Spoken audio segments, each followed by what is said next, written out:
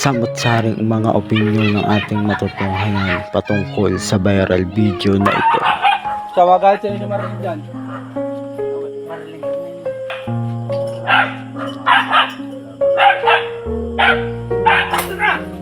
Ayan. Pupunta ka na ako naman din na yung aso ko! Napakawalang niya ako naman! Nakot ba? Pinatay ako ng sumo. Ano? Nakatali yung aso ko! Ba't pinaya mo? Nakatali yan? Ano? Tingnan mo! Nakatali yung aso ko! Ba't pinaya mo?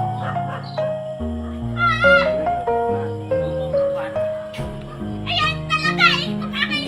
Papalagay talaga kita! Nakatali yung aso ko! Pinatay mo!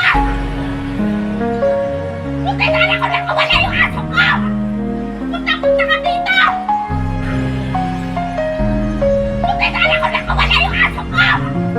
Punta-punta ka dito! Tatabi yan.